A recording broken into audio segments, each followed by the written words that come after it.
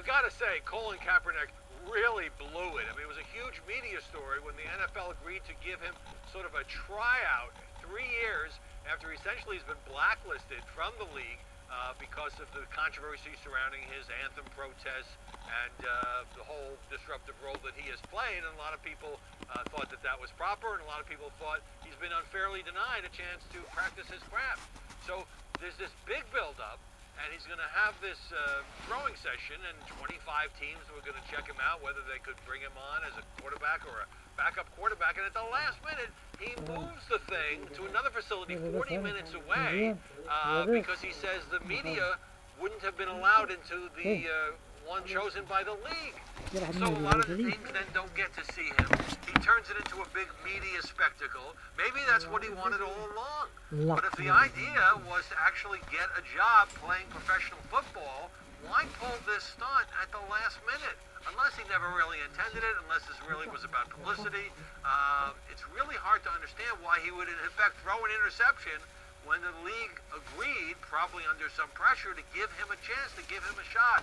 Instead, you know, he ends up throwing footballs for a bunch of reporters.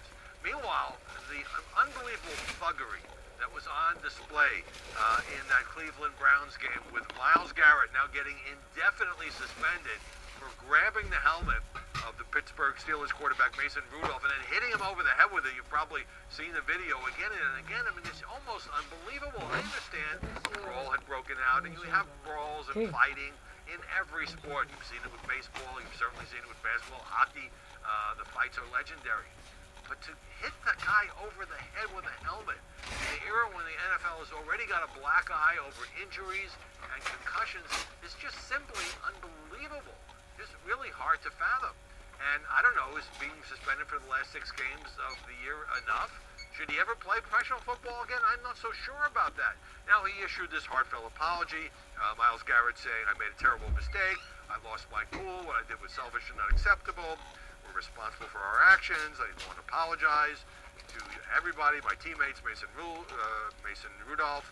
I have to be accountable, learn from my mistakes. But it turns out this guy's a repeat offender.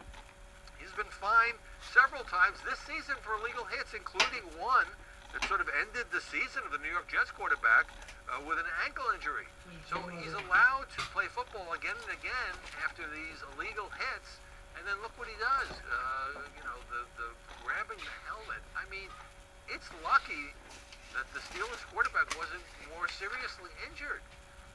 And this is a huge problem for the league. They've got the Kaepernick controversy, the huge mess earlier this season with Antonio Brown and his antics with 2 different teams because he ended up playing 1 game for the New England Patriots. I mean, the National Football League is doing well. The ratings are back up. But, man, this is just one black eye after another, and the league has to figure out a way to get these folks under